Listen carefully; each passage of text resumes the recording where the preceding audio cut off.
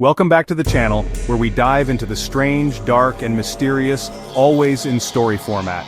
If that's your thing, you're in the right place. Tonight, let the sound of rain, real or imagined, set the mood. We have 3 true stories, each unfolding on a stormy night.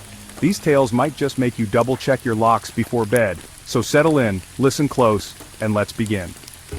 The open road, a symbol of freedom, adventure, and the unknown. But sometimes, the unknown can be a little too real, a little too close for comfort. Our first story takes us to a lonely stretch of Midwest highway in 1998. A place where the veil between worlds seems thin, especially on a night like this. It was a night that truck driver Frank would never forget. He was battling a brutal storm, the kind that makes you question your sanity and the choices that led you to be behind the wheel at that very moment.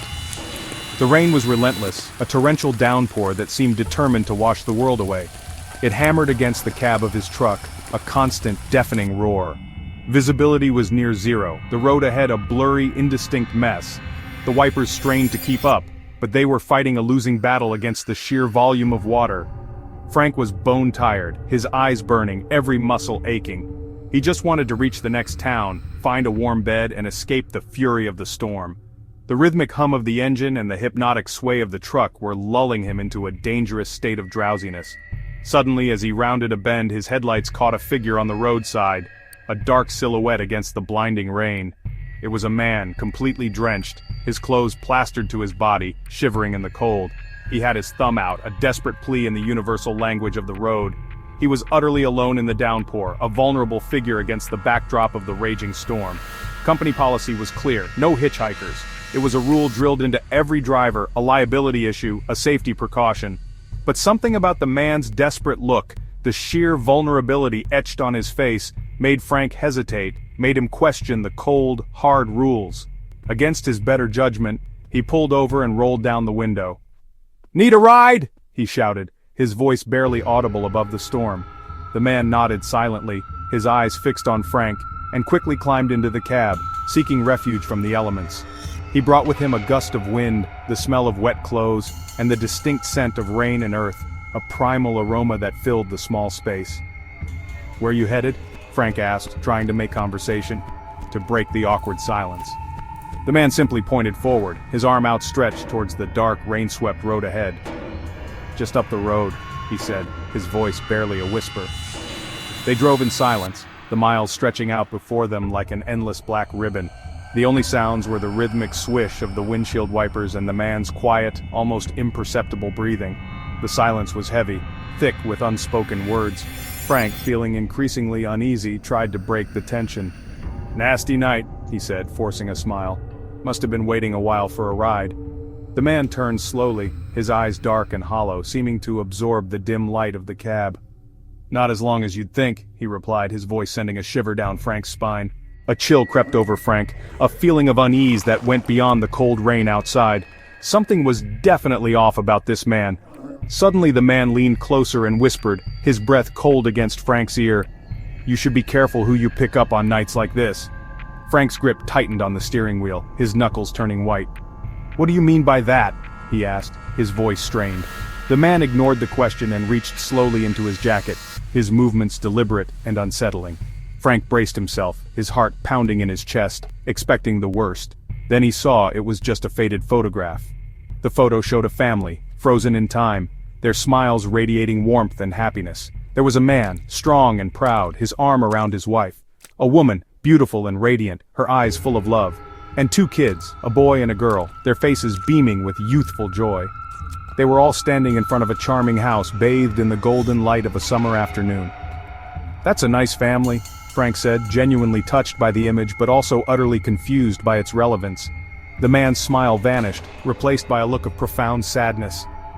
"They were," he said, his voice heavy with grief. "Killed on this road," he whispered, his voice barely audible. 10 years ago tonight," he added, his eyes fixed on some distant point in the darkness. "A truck driver fell asleep at the wheel," he finished, his voice filled with a chilling resignation. Frank's blood ran cold, a wave of nausea washing over him. He looked again at the photo, studying the man's face, then back at his passenger. The same face, the same eyes, just younger, untouched by the years of grief and loss.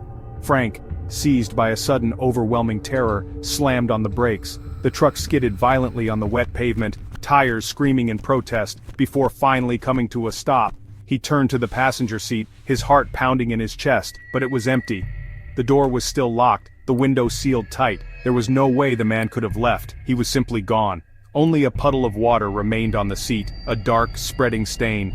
And the lingering scent of rain and earth hung heavy in the air, a ghostly reminder of the passenger he had just encountered. Frank sat shaking in the cab, his body trembling uncontrollably, his mind struggling to comprehend what had just happened. The storm raged outside, mirroring the turmoil within him. The wind howled, the rain lashed against the truck, and the thunder echoed through the night. He never picked up another hitchhiker again, forever haunted by the memory of that night. Sometimes, the road remembers the tragedies that have unfolded upon it, the lives lost, the dreams shattered, and sometimes it wants you to remember too, to bear witness to the echoes of the past that linger in the present. Be careful who you pick up, you never know who or what is really hitching a ride. Our next story comes from Clara, a tale of a family's terrifying encounter deep within the woods. It's a story that reminds us of the primal fear that lurks in the unknown, the unsettling feeling of being watched, and the desperate fight for survival against something unseen. Prepare yourself, because this is not just a story, it's an experience. Who, with her husband Tom and their young son Leo, embarked on what was supposed to be a peaceful hiking trip. They were seeking solace in nature, a break from the hustle and bustle of city life. Little did they know, their idyllic escape would soon turn into a nightmare they would never forget. They found themselves hopelessly lost in the dense, unforgiving terrain of a Pacific Northwest forest. The towering trees, the tangled undergrowth, and the disorienting silence all contributed to their growing sense of unease. Each step they took seemed to lead them further into the heart of the wilderness, away from any semblance of civilization. As if summoned by their misfortune, a sudden and violent storm descended upon them. The sky turned an ominous shade of gray, the wind howled through the trees, and torrential rain began to lash down, soaking them to the bone. The temperature plummeted, and the forest transformed into a menacing labyrinth. Their tent, their only refuge, was miles away, a distant hope fading with each passing moment. The realization that they were completely exposed to the elements began to sink in, adding to their mounting panic. Hypothermia, the deadly enemy of the lost and unprepared, was now a very real and imminent threat. Their bodies shivered uncontrollably, their teeth chattered, and their minds struggled to maintain focus. They knew they had to find shelter, and fast. Driven by desperation and the primal instinct to survive, they stumbled upon an old abandoned cabin, a relic of a forgotten past. It stood as a silent sentinel amidst the storm, offering a glimmer of hope in the face of despair. The place was undeniably eerie, a place where shadows danced and secrets whispered.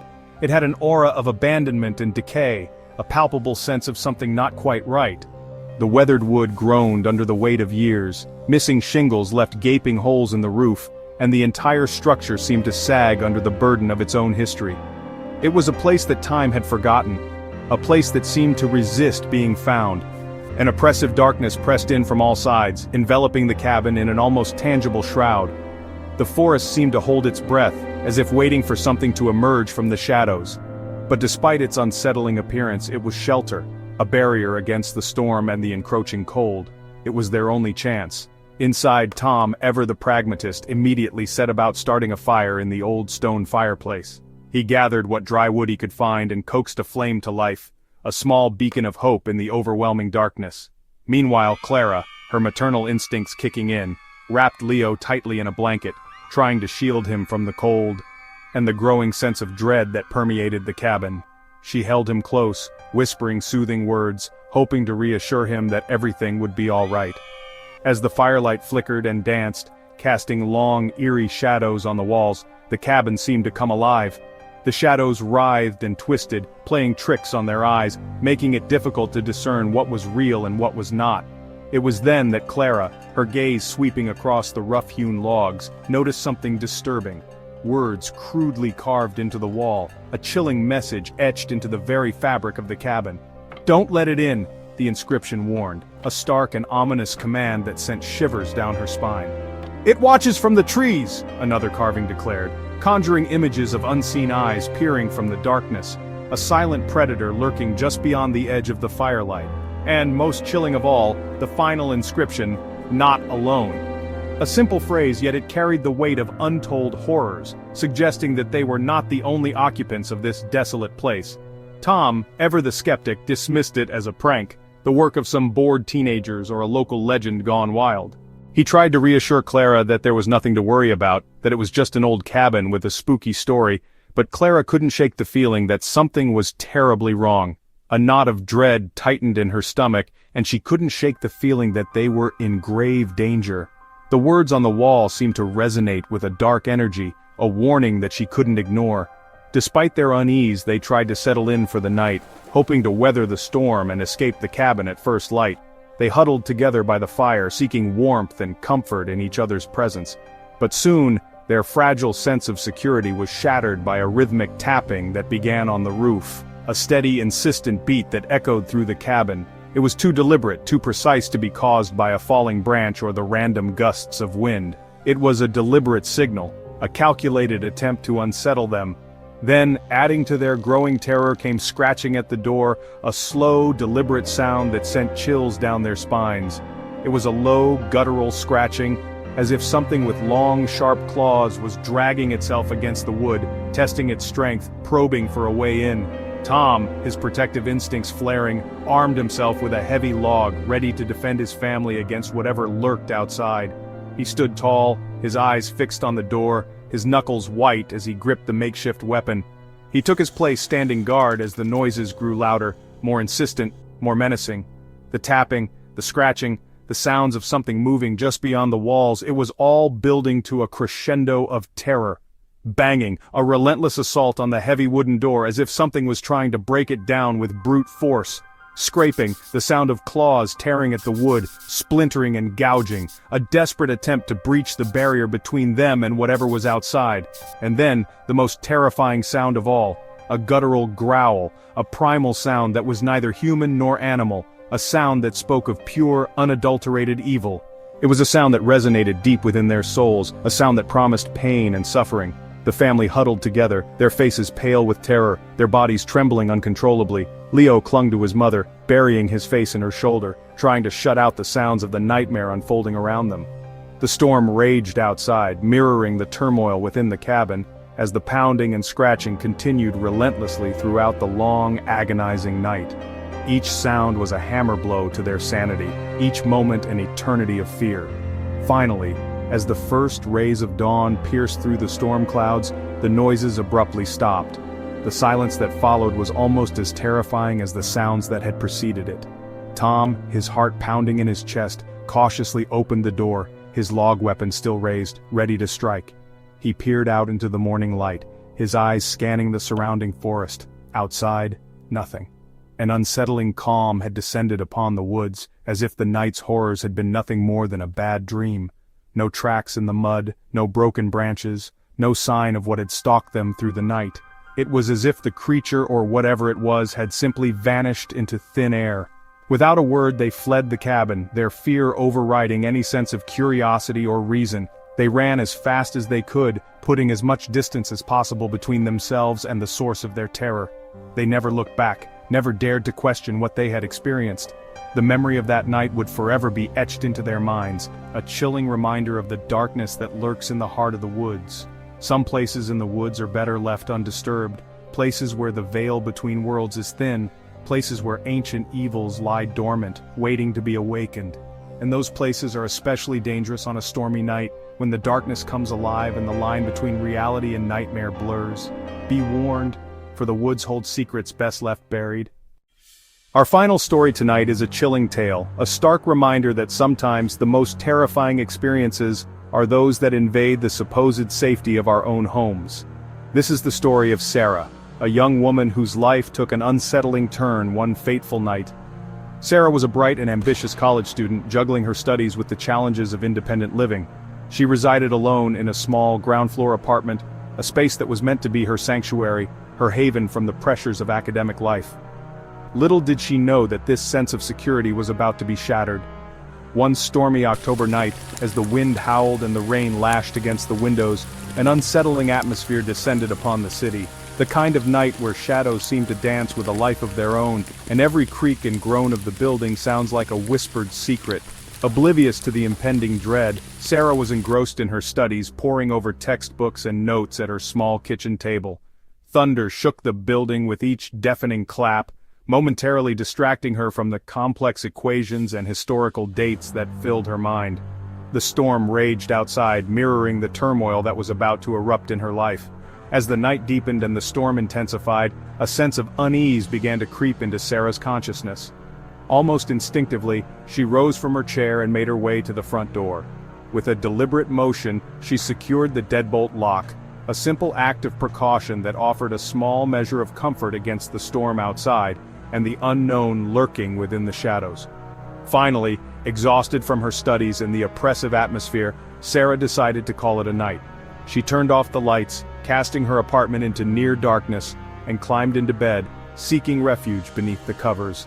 She closed her eyes, hoping to drift off to sleep, lulled by the rhythmic drumming of the rain against the window panes.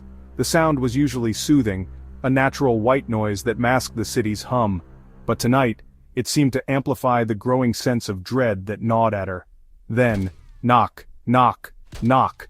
The sound cut through the storm's symphony like a shard of ice, instantly shattering the fragile peace she had managed to find. At first she thought she imagined it, a trick of the mind conjured by the storm's relentless assault on her senses.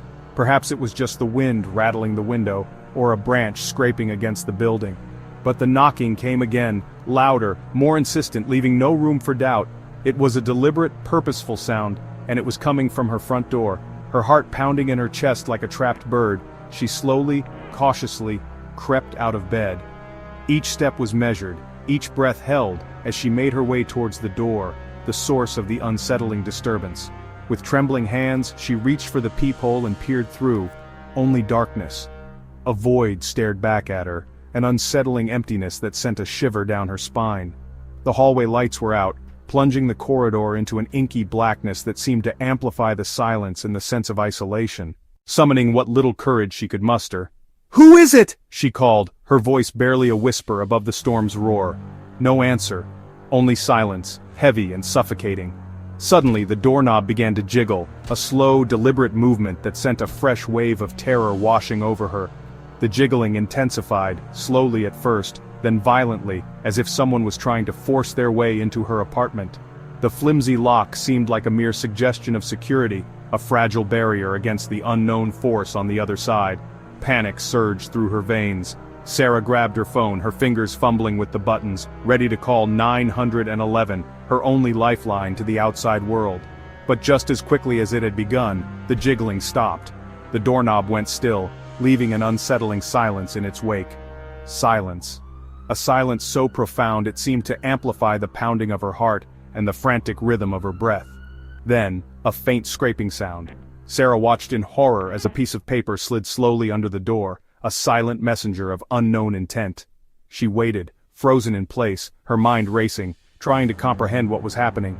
Fear had paralyzed her, rendering her incapable of rational thought or action. Finally, after what seemed like an eternity, she heard footsteps retreating, fading away into the darkness of the hallway. Summoning every ounce of courage she possessed, she cautiously approached the door and with trembling fingers, finally picked up the note. The paper was crumpled and damp, and upon it, 4 words were scrawled in messy, hurried handwriting, a chilling message from the unknown intruder. "I know you're alone." The words seemed to leap off the page, a stark and terrifying confirmation of her deepest fears. Numb with fear, Sarah called the police, her voice trembling as she recounted the night's terrifying events. The officers arrived quickly, their flashlights cutting through the darkness as they searched the hallway and the surrounding area. But they found nothing. No one in the hall, no signs of forced entry, no indication that anyone had been there at all. They dismissed the incident as a prank, a cruel joke perpetrated by some anonymous tormentor. But Sarah knew better. She knew that what had happened that night was far more sinister than a simple prank. The sense of security she had once felt in her apartment was gone, replaced by a constant feeling of unease and vulnerability. She never felt safe there again, haunted by the memory of that terrifying night, and soon made the difficult decision to move out, leaving behind the apartment and the lingering fear it held. Some storms bring more than just rain and thunder. they carry with them the potential for something far more sinister, something that can shatter our sense of safety and security. They bring the things we fear most, the darkness that lurks in the shadows, right to our door, reminding us that sometimes the greatest threats are those we cannot see, the ones that invade the sanctity of our own homes. That's it for tonight's stories. Stormy nights strip away our sense of safety, reminding us how vulnerable we are. Next time the rain falls, double-check your locks. You never know what's out there.